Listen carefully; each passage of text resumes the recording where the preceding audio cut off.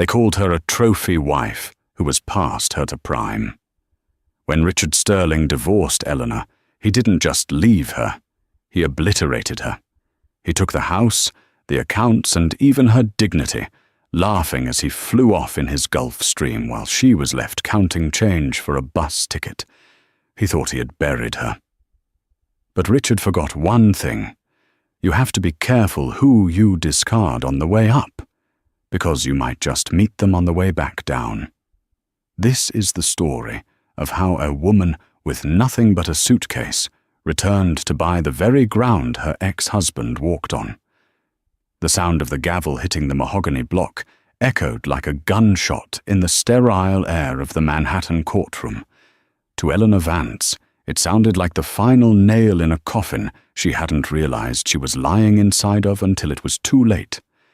"Judgment is granted in favor of the petitioner, Mr. Sterling," Judge Harrison said, his voice bored, shuffling papers as if he were ordering a sandwich rather than dismantling a human life. "The prenuptial agreement stands. Ms. Vance is to vacate the property at 450 East 52nd Street within 48 hours. No spousal support is awarded, given the infidelity clause." Eleanor gripped the edge of the defendant's table so hard her knuckles turned the color of bone. "But I didn't," she whispered, her voice cracking. "I never cheated. The photos were faked. Richard knows they were faked." She turned to look at the man she had spent the last 10 years supporting. Richard Sterling sat at the adjacent table, leaning back in his Italian leather chair. He was wearing a bespoke charcoal suit that cost more than Eleanor's father had made in a year. He wasn't looking at her. He was checking his watch, a Patek Philippe Nautilus, as if the destruction of his wife was taking just a few minutes too long. His lawyer, a shark named Marcus Stone, who smelled of expensive cologne and moral decay, leaned over and whispered something to Richard. Richard smirked. That smirk! It was the expression of a man who played chess while everyone else was playing checkers. "Order," the judge said, not unkindly, but firmly. "The evidence provided by the private investigator was conclusive, Miss Vance. The geotagged metadata, the hotel receipts, it is irrefutable." It was a setup. Eleanor knew it. Richard had been planning to upgrade his life for a year. His tech startup, EtherStream, had just gone public, turning him from a wealthy man into a billionaire overnight. Eleanor had been there when they were eating instant noodles in a studio apartment in Brooklyn. She had proofread his pitch decks. She had charmed investors when Richard was too abrasive. She had been the glue. But new billionaires don't want glue. They want glitter. And Richard had found his glitter in a 22-year-old Instagram model named Candy. Court adjourned. Richard stood up, buttoning his jacket. He finally looked at Eleanor. His eyes were cold, devoid of the warmth that used to be there when he promised her the world. "Richard," Eleanor said, standing up, her legs trembling. "You know I was at my sister's that weekend. You hacked my phone. You planted that data." Richard walked over, stopping just inches from her. He leaned in, his voice a low, smooth baritone that used to make her heart flutter. Now, it made her blood run cold. "Ellie," he said, using the nickname he knew she loved. "Who are they going to believe? The man who just donated $2 million to the Grand Library Fund, or the desperate housewife trying to claw half a fortune she didn't earn?" "I helped you build that fortune," she hissed, tears spilling over. "You made coffee," Richard corrected, his face hardening. "I built the empire, and frankly, you don't fit the brand anymore. You're analog. I'm digital." He turned on his heel. "Marcus, have the car bring the car around. We have a flight to catch out of Teterboro at 2 p.m. The Global 7500 is fueled and waiting." "The Global?" Eleanor blinked. "We don't own a Global 7500. We have the Challenger." Richard paused, looking back over his shoulder with a cruel glint in his eye. "I own a Bombardier Global 7500, Ellie. I bought it last week through a shell company in the Caymans. You see, you never really knew what I was doing. That's why you lost." He walked out of the courtroom, surrounded by a phalanx of legal aides, leaving Eleanor standing alone in the center of the room. The silence that followed was deafening. Her lawyer, a court-appointed generalist who was out of his depth, patted her awkwardly on the shoulder. "I'm sorry, Eleanor. We can try to appeal, but without money for forensic data analysis to disprove the photos, it's a long shot." "I have nothing," she whispered. "You have the settlement," the lawyer reminded her. $10,000, she laughed bitterly. "For 10 years of my life. That won't even cover the rent on a studio in this city for 3 months. Eleanor walked out of the courthouse and into the blinding afternoon sun. It felt aggressive, exposing her shame to the world. She stood on the concrete steps, clutching a plastic file folder containing her divorce decree. A gust of wind whipped her hair across her face. 50 yards away, a sleek black Maybach pulled up to the curb. Richard slid into the back seat. Before the door closed, she saw him laughing, holding a phone to his ear. He didn't even look out the window as the car pulled away, merging into the chaotic New York traffic. She was 34 years old. She had a degree in art history she hadn't used in a decade. Her resume had a 10-year gap labeled housewife, and she had just been discarded like a used napkin. She walked to the nearest subway station, the heels of her shoes clicking a mournful rhythm on the pavement. She sat on a bench, opened her purse, and counted the cash. $240. That was what she had on hand. The $10,000 check would take days to clear. She took out her phone. She opened Instagram. There, on Richard's feed, was a new post from 10 minutes ago. A picture of the tail of a massive private jet, gleaming white with a gold stripe. The caption read, "New wings, new horizons, no baggage. Global 7500, walking out to a billionaire mindset." Eleanor stared at the screen until her vision blurred. No baggage. That's what she was to him. Baggage! She wiped her face with the back of her hand, smearing her mascara. A fire, small but incredibly hot, ignited somewhere deep in her chest. It wasn't sadness anymore. It was rage. Pure, distilled, high-octane rage. "Baggage," she whispered to the empty subway platform. "Okay, Richard, you want to fly? Let's see how you handle turbulence." The first 6 months were a lesson in humility that bordered on torture. Eleanor moved into a basement apartment in Queens that smelled of mildew and boiled cabbage. The $10,000 evaporated quickly. Security deposit, first month's rent, a cheap laptop, and legal fees for a consultation that went nowhere. She applied for jobs. Gallery assistant? Overqualified but underexperienced. Executive assistant? We're looking for someone younger. Retail? Can you work nights and weekends for minimum wage? She took the retail job. For 3 months, the woman who used to host galas for Silicon Valley elites was folding denim jeans at a Gap in a strip mall. She saw women she used to know come in. She would duck behind the racks, heart pounding, terrified of being recognized. But the rage kept her awake at night. She spent her evenings in the library or on her cheap Wi-Fi, researching. She wasn't researching Richard. She was researching his new obsession, aviation. She remembered what he said about the Global 7500. She remembered the shell companies. Richard had always been sloppy with details he considered beneath him. He relied on lawyers to hide things, but lawyers were only as good as the information they were given. One night, eating a cup of instant noodles, she found a forum for private pilots. They were discussing the grey market of private charters, how billionaires would lease their jets out to offset costs often skirting FAA regulations to save on taxes. A light bulb went off. Richard was cheap. Despite his billions, he hated paying taxes. He hated wasting money. Eleanor needed to get close to that world. She quit the Gap the next day and took a train to Teterboro Airport in New Jersey. She walked into the FBO, fixed base operator, the luxury terminal where the ultra-rich boarded their flights. It was like a 5-star hotel lobby. Marble floors, free espresso, leather armchairs. She wasn't there to fly.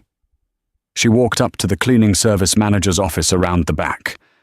"I need a job," she told the burly man named Frank. "We got a spot on the night crew, cleaning interiors. $12 an hour. Hard work. Some of these rich folks leave a mess you wouldn't believe." "I'll take it." For the next year, Eleanor Vance became a ghost. She wore a grey jumpsuit and tied her hair back. She scrubbed vomit out of shag carpets on Cessna Citations. She picked up empty champagne bottles from Gulf Streams. She polished the mahogany tray tables of Falcon 8As until she could see her own tired reflection. But she was doing more than cleaning. She was listening, and she was reading. She found discarded flight manifests.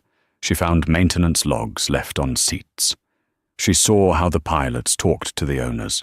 She learned the difference between a Part 91 operation, private, and Part 135, charter.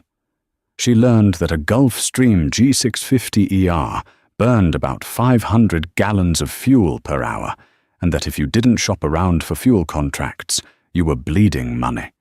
She learned the language of the tarmac, APU, squawk codes, slot times. One rainy Tuesday in November, she was cleaning a Dassault Falcon 900LX. The owner, an elderly man with kind eyes and a cane, was still on board, arguing with his pilot. "I can't believe the management fees are this high, Dave," the man shouted. $20,000 a month just for record-keeping, plus the hangar. I'm bleeding dry here." "Mr. Henderson," the pilot sighed. "That's the standard rate with Jetlux. They control the hangar space. I can't do anything about it." The man, Mr. Henderson, threw his hands up and slumped in his seat. The pilot walked into the cockpit to run checklists. Eleanor was wiping down the galley. She shouldn't speak. The invisible staff never speaks. But she recognized the name of the management company, Jetlux. She had cleaned 3 of their planes that week. They were sloppy. They overcharged for catering and marked up fuel by 30%. "Excuse me, sir," Eleanor said softly. Mr. Henderson looked up, startled. He looked at her jumpsuit, then her face. He saw intelligence there that didn't match the bucket of rags in her hand.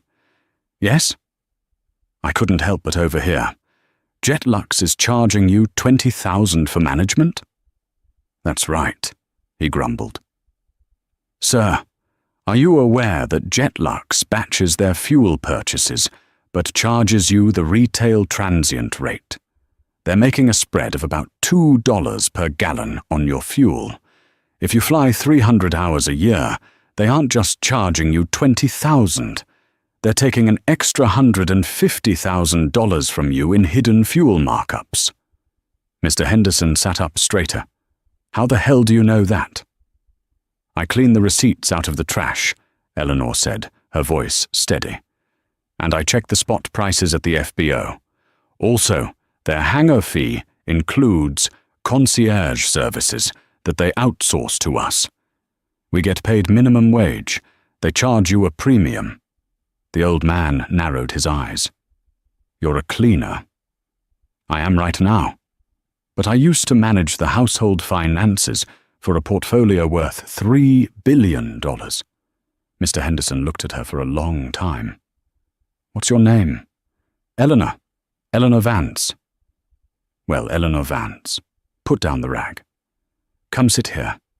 Tell me how I get out of this contract." That night, Eleanor didn't scrub any toilets. She sat with Arthur Henderson, a real estate mogul from Chicago, and redlined his aircraft management contract. She showed him exactly where they were gouging him. By the time the sun came up, she had saved him nearly $250,000 a year. "You're wasting your time with that spray bottle," Arthur said, as he prepared to leave. He pulled a business card from his pocket. It was heavy, cream-colored stock. "I have a friend, a woman named Sarah Jenkins. She runs a boutique aviation brokerage in White Plains. She's honest, which means she's struggling. She needs a shark. And frankly, my dear, you have teeth." Eleanor took the card. Her hands were shaking, not from fear, but from adrenaline. "Thank you, Mr. Henderson. Don't thank me. Just make sure when you get back on top, you don't use those teeth on me." Eleanor quit the cleaning job that morning. She took the last of her savings and bought a suit from a consignment shop. It was a vintage Chanel, slightly out of season, but it fit her like armor. She took the train to White Plains. She walked into the office of Jenkins Aviation. It was a small office, cluttered with model planes and charts. Sarah Jenkins looked up from a messy desk. She looked tired. "Can I help you?" Sarah asked. "Mr. Henderson sent me," Eleanor said, placing the card on the desk. "I know how the big management firms are stealing from their clients. I know where the bodies are buried in the fuel contracts. I want to work for you. Commission only. If I don't bring you a client in 30 days, you fire me." Sarah looked at the card, then at Eleanor's determined jawline. She smiled, a tired but genuine smile. "Grab a headset, honey. The phone on that desk hasn't rung all morning. Change that." Eleanor sat down. She looked at the phone. She didn't call a client. She called the records department of the FAA. She needed to find out exactly which shell company owned N65DRS, Richards Global 7500. It was time to start the climb. The aviation industry is a small world. Everyone knows everyone, and rumors fly faster than sound. But nobody knew who was behind the sudden meteoric rise of Jenkins and Vance. They just knew that a new player was poaching clients from the biggest firms in the country, and they were doing it with surgical precision. Eleanor sat in a glass-walled conference room in White Plains. She looked different. The nervous, broken woman in the thrift store coat was gone. In her place sat a shark in a tailored Armani suit, her hair cut in a sharp, asymmetrical bob. Across from her sat Gregory Pike, a hedge fund manager who owned a fleet of 3 Gulfstream G650s. He looked annoyed. "I don't have time for this, Miss Vance," Pike said, checking his phone. "I've been with Apex Aviation for 10 years. They handle everything." "They certainly do," Eleanor said, sliding a single sheet of paper across the mahogany table, "including charging you for de-icing fluid in Miami in July." Pike froze. He looked at the paper. It was a line-item audit of his last 6 months of invoices. "That's impossible," Pike muttered. "It's not impossible, it's hidden," Eleanor said coolly. "They bundle it under safety and weather protocols. They also charge you for 3 pilots on domestic flights when you only fly with 2. And that hangar fee? You're paying for a heated hangar in Teterboro, but your GPS logs show your planes are parked outside on the ramp 90% of the time." She leaned forward, her eyes locking onto his. "Mr. Pike, by my calculation, Apex has stolen $1.4 million from you in the last 24 months. I don't want a retainer. I want 20% of the money I save you in year 1. After that, we negotiate." Pike looked at the paper, then at Eleanor. He picked up his pen. "Where do I sign?" This was Eleanor's superpower. She didn't just sell planes. She audited the lives of the rich. She knew their secrets because she knew their receipts. She knew that Billionaire A was secretly flying his mistress to Cabo, and Billionaire B was terrified of flying over water. She monetized information. Sarah Jenkins, now her equal partner, walked in as Pike left. You did it again, Elle. That's the third whale this month. I'm not done, Eleanor said, turning to the window.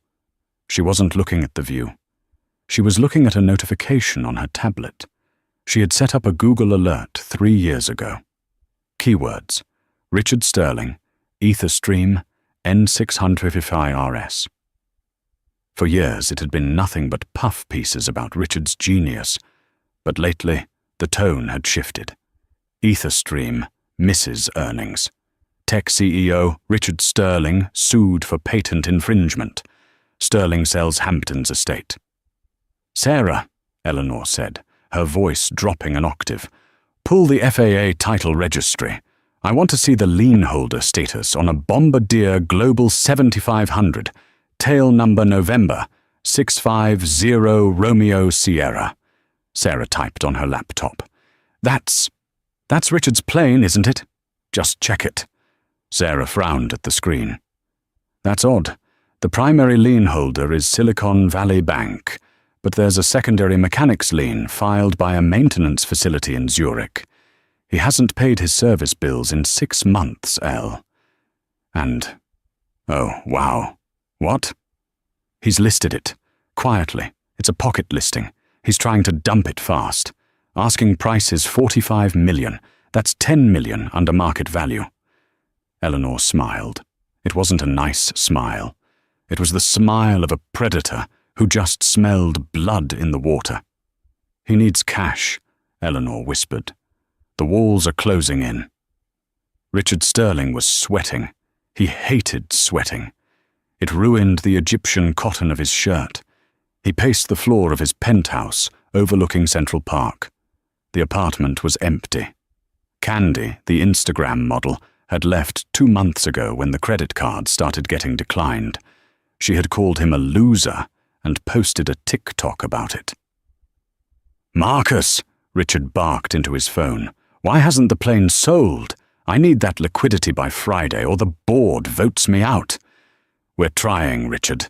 Marcus Stone's voice came through the speaker, sounding strained. But the maintenance logs are incomplete. Buyers are spooked, and word is out that you're distressed. The vultures are circling. They're lowballing us. I don't care. Sell it to a scrap dealer if you have to. I need 30 million net to cover the margin call on the stock. Richard ended the call and poured himself a scotch.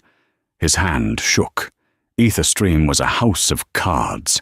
He had cooked the books to inflate the valuation, and now the SEC was sniffing around. His only way out was to liquidate his personal assets, pay off the debts, and flee to a jurisdiction with no extradition treaty before the indictments came down. He needed the jet to sell, but he also needed a jet to leave. It was a catch-22. His plan was desperate. Sell the Global 7500, use the cash to pay the lawyers and the banks, and then charter a flight to the Maldives. The phone rang. It was Marcus. I got an offer, Marcus said. It's aggressive. An anonymous holding company called Nemesis Ventures. They're offering $38 million, cash, closing in 48 hours. 38? That's robbery! Richard screamed. It's cash, Richard, and they're waiving the pre-buy inspection. Nobody waives the pre-buy on a global. They want the asset now. Take the deal. Richard gritted his teeth. Waiving the inspection meant they wouldn't see the corrosion in the tail section. It was a stupid buyer. He could fleece them. Fine, Richard snapped. Draw up the papers. But I need a clause. I need to retain possession of the aircraft for 72 hours post-closing. I have a business trip. I'll ask, Marcus said. 10 minutes later, Marcus called back. They agreed. But they want a hard clause. If you aren't off the plane by 5:00 p.m. on Friday, the penalty is significant. And the closing happens in person. The buyer's representative wants to hand you the check. I don't care who hands me the check as long as it clears, Richard said. Friday is the court hearing for the shareholder lawsuit. I'll sign the papers, go to court, win the motion, and fly out. Richard, Marcus warned, if you lose in court...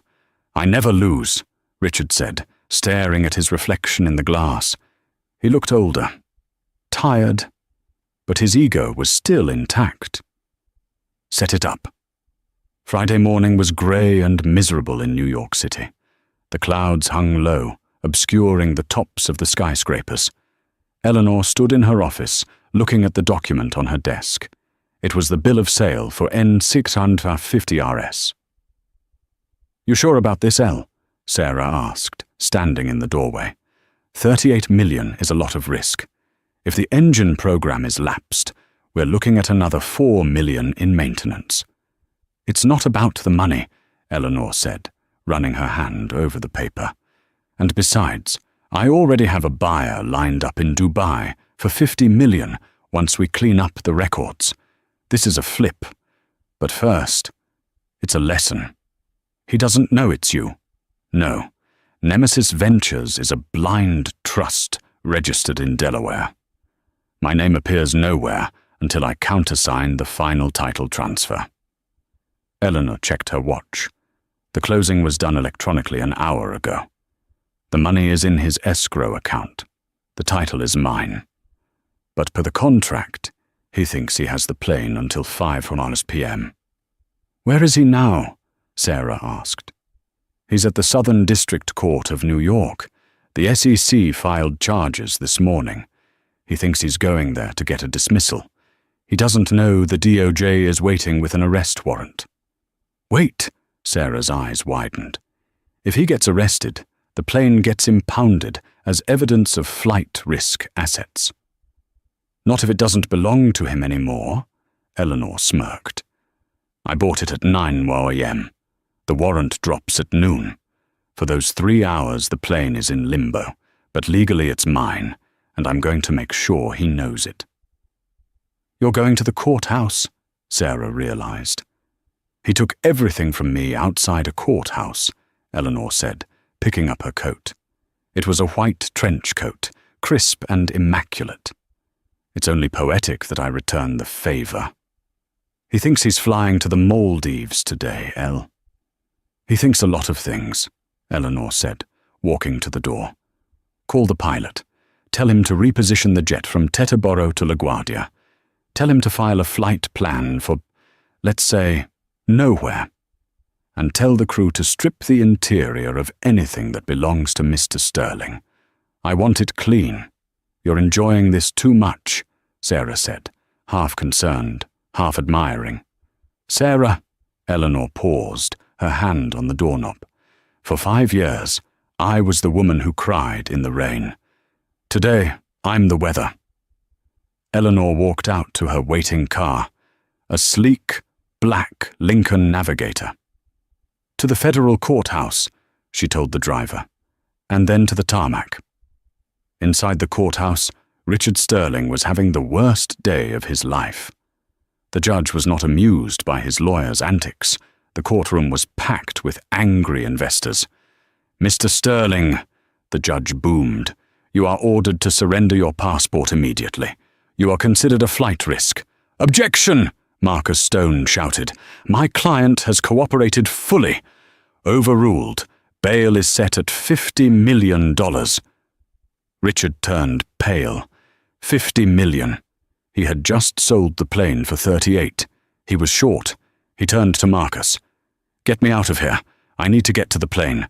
Once we're in international airspace, they can't touch me." "Richard, you can't run," Marcus hissed. "The marshals are watching." "Watch me." Richard caused a diversion. A fainting spell by his junior associate, staged, of course, created chaos. In the confusion, Richard slipped out the side exit. It was a felony, fleeing custody. But he was desperate. He ran out the side doors of the courthouse, into the alleyway, and flagged down a black SUV that he thought was his Uber. It wasn't his Uber. The window rolled down. Eleanor Vance sat in the back seat, wearing oversized sunglasses. "Get in, Richard," she said calmly. Richard froze. He blinked, thinking he was hallucinating. "Ellie? Get in. The marshals are coming around the corner in about 10 seconds. If you want to see your plane one last time, get in." panic overrides logic. Richard opened the door and jumped in. "Go! Go! Just drive!" The car pulled away, just as the U.S. Marshals burst out of the courthouse doors. "What are you doing here?" Richard panted, loosening his tie.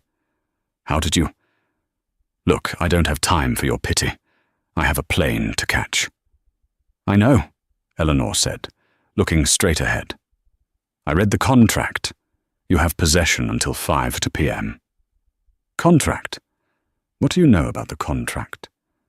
Richard looked at her, really looked at her. The cheap clothes were gone. She smelled of Joe Malone, perfume, and money. "Who are you working for? Are you assisting the buyer?" Eleanor turned to him slowly, removing her sunglasses. Her eyes were hard as diamonds. "Richard, I am the buyer." The interior of the Lincoln Navigator was silent, save for the hum of the tires on the asphalt. Richard Sterling sat frozen, his mouth slightly open, looking at the woman he had divorced 5 years ago. "Nemesis Ventures," Richard whispered, the realization dawning on him like a slow-acting poison. "Nemesis. That was you." "Goddess of divine retribution," Eleanor clarified, checking her manicure. "I thought it was fitting. You always did love Greek mythology, didn't you, Richard? Or was that just something you put in your bio to sound intellectual?"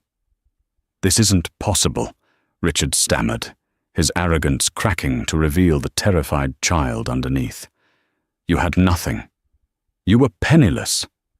I made sure of it." "You made sure I had no money," Eleanor corrected. "You forgot that I had a brain. And you forgot that while you were busy chasing fame and 20-year-old models, you left a paper trail a mile wide. Did you really think you could skim off the top of the pension fund without anyone noticing?" "I noticed, Richard. I noticed 3 years ago when I audited a flight log for one of your board members." Richard's face went white. You told them?" "I didn't have to. I just organized the data. The SEC did the rest." The car merged onto the highway, leading to the private airfield. Richard looked out the window, desperation clawing at his throat. "Why pick me up?" he asked, his voice trembling. "If you hate me, why save me from the Marshals?" Eleanor turned to him, her expression unreadable. "I didn't save you, Richard. I'm delivering you." "What?" "You have a contract," Eleanor said calmly. "You insisted on possession of the aircraft until 5 p.m. I am a woman of my word. I am taking you to your plane." "So I can leave?" Hope flared in Richard's eyes. "You're letting me fly out?" "I'm taking you to the plane," she repeated. "What happens after that is up to the authorities." "You can't do this. I'm Richard Sterling."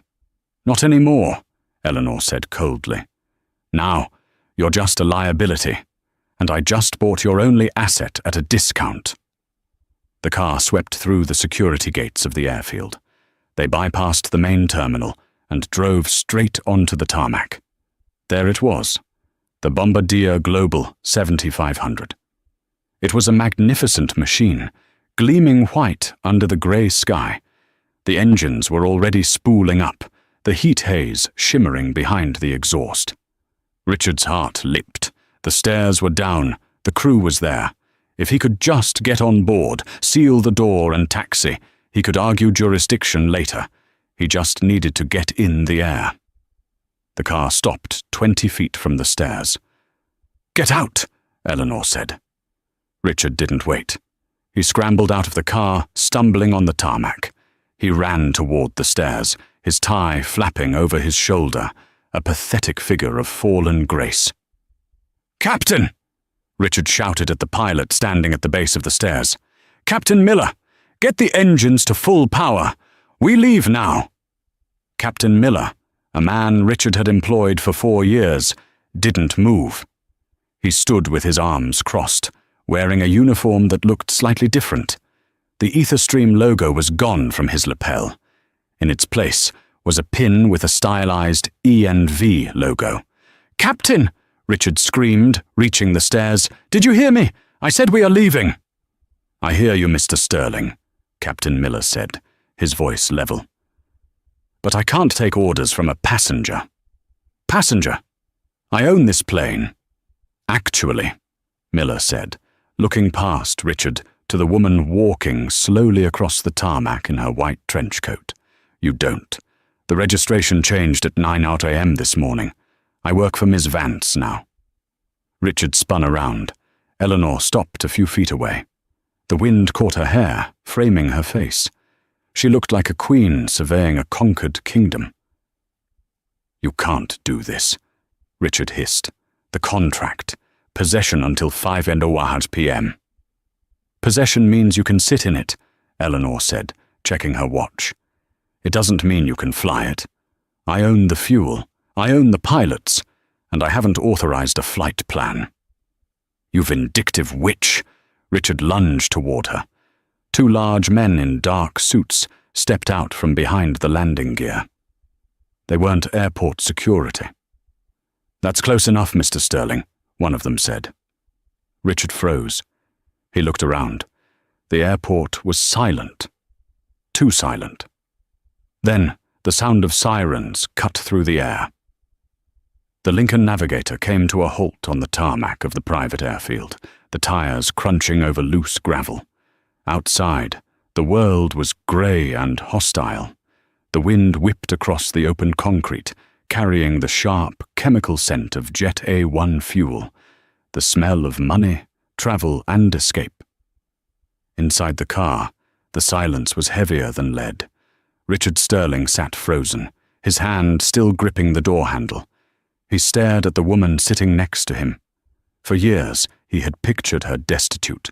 He had imagined her working a checkout counter or living in a studio apartment in New Jersey, regretting the day she bored him. He had never, in his wildest nightmares, imagined this. She was immaculate.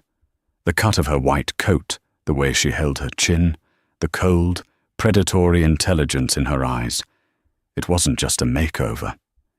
It was a metamorphosis. "Nemesis," Richard whispered, his voice cracking. The word hung in the air between them. "The holding company.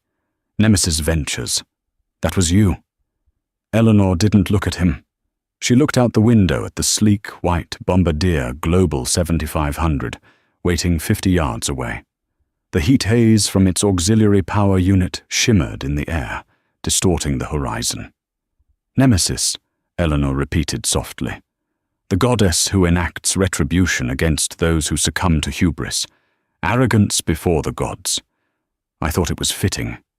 You always did think you were a god, Richard." "This is impossible," Richard stammered, his mind racing to find a logical explanation, a loophole, an escape hatch. "You were broke. I made sure of it. I froze the accounts. I blacklisted you. I saw the receipts. You were cleaning planes. You were a janitor." Eleanor turned her head slowly. Her gaze was physical, hitting him with the force of a slap. "I was. And you know what you learn when you clean the toilets of the ultra-wealthy, Richard. You learn where the bodies are buried. You learn that men like you, men who think they are untouchable, are actually the most careless people on earth. You leave your manifests on the seat. You leave your burner phones in the side pockets. You talk to your lawyers on speakerphone while the help is polishing the tray table." She leaned in closer, and Richard flinched. "I didn't just scrub your floors," she hissed. "I studied your architecture. I watched you leverage EtherStream to the hilt. I watched you hide debt in shell companies. I watched you bleed your liquidity dry to keep candy and diamonds." At the mention of his ex-mistress, Richard's face flushed a deep, blotchy red. "Don't you speak about her?" "Why not? She spoke about you." Eleanor smiled, a razor-thin expression. "She sold her story to a tabloid last week. Who do you think brokered the deal? She needed cash. You weren't paying her anymore. It's amazing how quickly loyalty evaporates when the credit card is declined. Richard felt the walls of his reality crumbling. He looked out the window at the jet. His jet. It was right there. If he could just get on board, if he could just get the door sealed, he was safe. The laws of the tarmac were different. Once the door was closed, he was in command. "I don't have time for this," Richard snapped, the panic overriding his shock. He grabbed the door handle. "I have a contract. The sale agreement grants me possession until 5 p.m. It's 2:15. Legally, that is my plane for the next 3 hours." "Possession," Eleanor said calmly, checking her diamond-encrusted watch. "It's a funny legal term, Richard. It implies physical control. But ownership is different." "I'm leaving," Richard screamed. He shoved the car door open and stumbled out onto the windy tarmac. The cold air hit him, biting through his expensive but thin suit. He nearly tripped over his own Italian leather shoes as he scrambled toward the aircraft. He looked like a madman, tie askew, hair whipped by the wind, eyes wide with terror. "Captain!" Richard bellowed, waving his arms at the figure standing at the base of the airstairs. "Captain Miller, start the engines. We need an immediate departure. Forget the slot time, just go." He ran across the pavement, the sound of his footsteps echoing in the vast emptiness of the airfield. He was 50 feet away. 40. 30. Captain Miller, a man who had flown Richard to Davos, to Monaco, to the Seychelles, stood at the bottom of the stairs. He wasn't moving. He stood with his feet shoulder-width apart, arms crossed over his chest. He wasn't wearing the standard Ether-Stream uniform anymore. The epaulets on his shoulders were gold and black. "Miller!" Richard gasped, reaching the red carpet runner that led to the stairs. "What are you doing? Get inside. Prep the cockpit." "I can't do that, Mr. Sterling," Miller said. His voice was not the deferential tone Richard was used to. It was the voice of a man who finally had a boss he respected. "What did you say to me?" Richard stopped, panting, his chest heaving. "I pay your salary. I own you." "Actually," Miller said, looking past Richard, "you haven't paid my salary in 3 months. The pension contribution was missed twice, and as of 9:00 a.m. this morning, my contract was purchased by Jenkins and Vance Aviation." Richard froze. He spun around. Eleanor was walking across the tarmac. She didn't run. She glided. The wind caught the hem of her trench coat, making it billow behind her like a cape. 2 large men in dark suits and sunglasses flanked her, walking in perfect unison. She stopped 10 feet from Richard. The distance was deliberate. It was the distance of a judge looking down from the bench. "You can't do this," Richard pleaded, his voice dropping to a pathetic whine. "The contract. The clause." "I read the clause, Richard. I wrote the clause," Eleanor said, her voice cutting through the wind. "Clause 14, Section B. Seller retains right of possession for personal transport, subject to owner's operational approval regarding fuel, crew, and flight path safety." She took a step forward. "I am the owner," she said. "I own the fuel in the wings. I own the tires on the landing gear. I own the navigation database. And I have deemed your flight path unsafe." "I'll sue you," Richard screamed, spittle flying from his lips. "I'll bury you in litigation for 20 years. I have Marcus. I have the best lawyers in New York." "Do you?" Eleanor raised an eyebrow. She reached into her pocket and pulled out her phone. She tapped the screen and held it up. "Why don't we ask him?" She put the phone on speaker. "Marcus, you're on with Richard." Richard lunged for the phone, but one of the bodyguards stepped forward, a wall of muscle blocking his path. Richard recoiled. "Marcus!" Richard shouted at the phone. "Marcus, tell her! Tell her I have possession. Get an injunction. Call the FAA." The voice that came through the phone was tinny, distant, and sounded incredibly weary. "Richard, I can't do that." "What do you mean you can't? You work for me." "I resigned, Richard," Marcus said. 10 minutes ago. The SEC just raided my office. They have the emails, Richard. The ones where you told me to falsify the revenue projections. They have everything. I'm cutting a deal. I suggest you do the same." Click. The line went dead. Richard stared at the phone in Eleanor's hand. The silence that followed was absolute.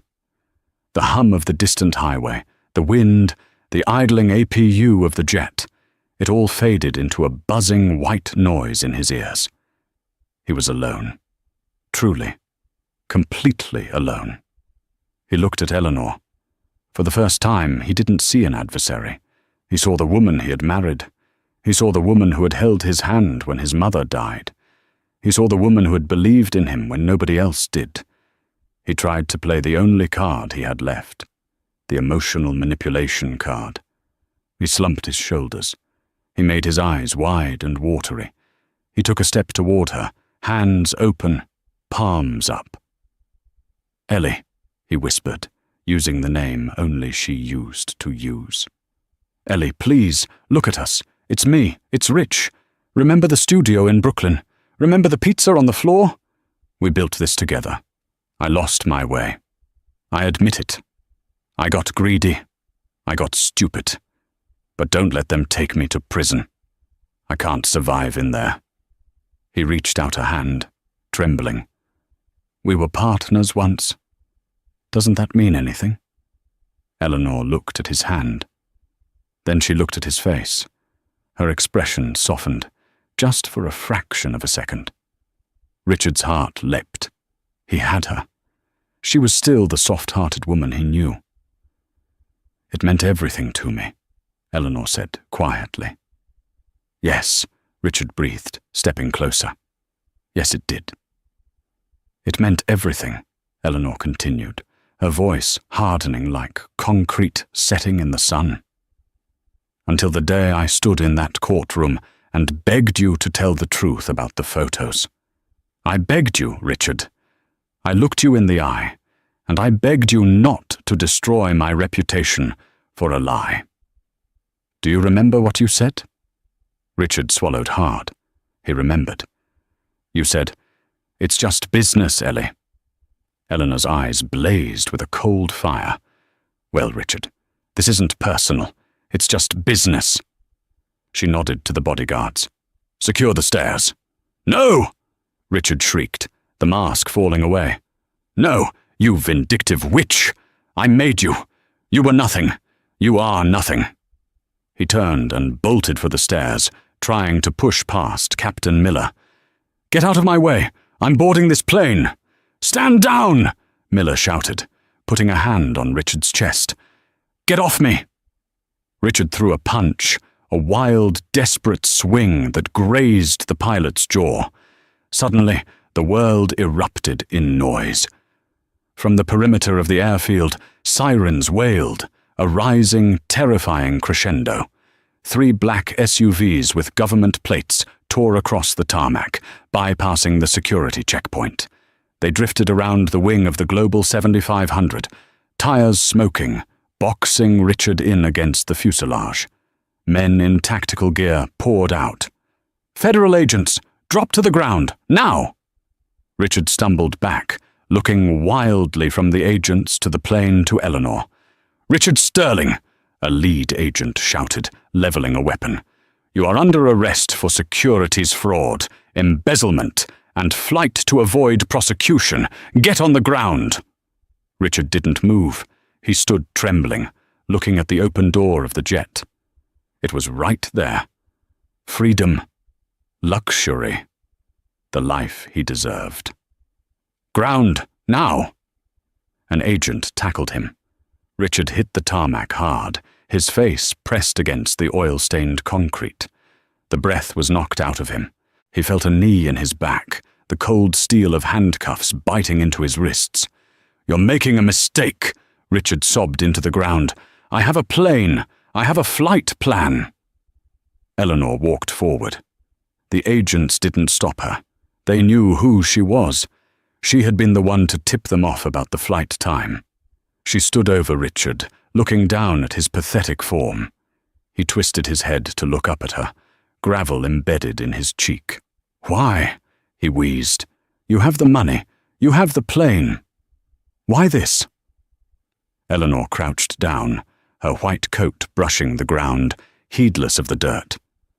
She lowered her sunglasses, locking eyes with him one last time. "Because you didn't just break the marriage, Richard. You broke the rules," she whispered. "You thought the world was a playground where you could break people and toys and just walk away. I'm just putting the toys back in the box." She stood up and reached into her pocket. She pulled out a small, crumpled piece of paper.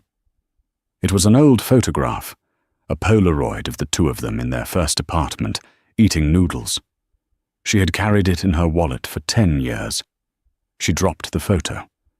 It fluttered down, landing next to his face on the tarmac. "Goodbye, Richard." She turned her back on him. "Take him away," the agent ordered. Eleanor walked toward the stairs of the jet. She didn't look back as they dragged him to the SUV. She didn't look back as he screamed her name. She didn't look back as the heavy doors of the federal vehicle slammed shut, sealing his fate. She reached the bottom of the stairs. Captain Miller was rubbing his jaw, but he was smiling. "You okay, Captain?" Eleanor asked. "Never better, Miss Vance," Miller said. "He always did have a weak left hook." "I added a hazard pay bonus to your account this morning," Eleanor said. "And Miller? Let's get that repainted. I'm thinking a deep navy blue with gold accents. Ether stream white is so last season. Navy and gold, a classic choice." Eleanor ascended the stairs. Her heels clicked on the metal steps, a rhythm of victory. She reached the top and stepped inside the cabin. It was silent. It was cool. It smelled of potential. She walked past the galley, past the crew rest area, and into the main cabin. The leather seats were cream-colored, soft as butter. She walked to the master seat, the throne Richard had sat in while he plotted his schemes. She ran her hand over the headrest. Then she sat down. She pressed the button to swivel the chair toward the window. Outside, the convoy of federal vehicles was driving away, a snake of red and blue lights fading into the grey afternoon. She watched until they were just specks, until Richard Sterling was nothing more than a bad memory. "Miss Vance?" The flight attendant, a young woman named Sarah, no relation to her partner, but a nice touch of continuity, stood there holding a silver tray. On it was a crystal flute and a chilled bottle. "We have the Dom Perignon, or I found a bottle of Richard's private stock, a 1950 Macallan, hidden in the back." Eleanor smiled. "Pour the whiskey down the sink. I don't want the aftertaste. I'll take the champagne." "Excellent choice." The cork popped, a festive sound in the quiet cabin. The golden liquid fizzed into the glass. Eleanor took it. "Captain," she pressed the intercom button. "Status?" "We are cleared for taxi, Miss Vance. Flight plan to Paris is filed. Estimated time en route, 7 hours and 12 minutes. The weather in Paris is clear." "Take us up, Captain." The door motor whirred, and the heavy main door of the Global 7500 swung shut. The locking pins engaged with a solid, reassuring thunk. The cabin pressurized, hissing softly, sealing her in her own private world. The engines began to whine, a high-pitched scream of power that vibrated through the floor. Eleanor felt the thrust push her back into the seat as the plane began to move. They taxied past the spot where Richard had been arrested. It was empty now. Just a patch of oil on the ground. The plane turned onto the runway. The engines roared to full power. The acceleration was immense, a physical force that pinned her down, heavier than gravity. Eleanor watched the ground rush by, the fences, the trees, the grey city that had once chewed her up and spit her out. Then the nose lifted. The rumble of the wheels ceased. The ground fell away. They were airborne. Eleanor sipped her champagne. She watched the horizon tilt. They punched through the layer of grey clouds that had hung over New York all day. Suddenly, the cabin was flooded with blinding, golden sunlight. They were above the weather, above the clouds, above the noise. She pulled a folder from her bag. It wasn't looking back at the past. The cover read, Project Phoenix, Acquisition Strategy for Sterling Assets. She opened the folder, clicked her pen, and began to write. The divorce was over. The reign of Eleanor Vance had just begun. They say that living well is the best revenge. But sometimes, owning the jet your ex-husband tried to escape in is a close second. Eleanor Vance proved that rock bottom isn't the end. It's just the solid foundation you need to build an empire. She took the bricks Richard threw at her and built a fortress. In the end, he was left in handcuffs on the cold concrete while she was sipping champagne at 40,000 feet. It's a reminder to all of us, your current situation is not your final destination. What did you think of Eleanor's ultimate payback?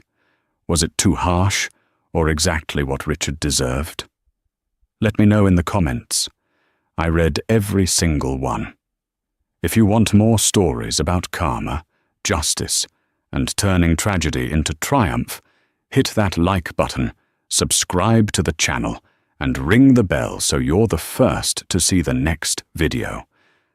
Thanks for watching, and remember, never let anyone write your story for you. You hold the pen.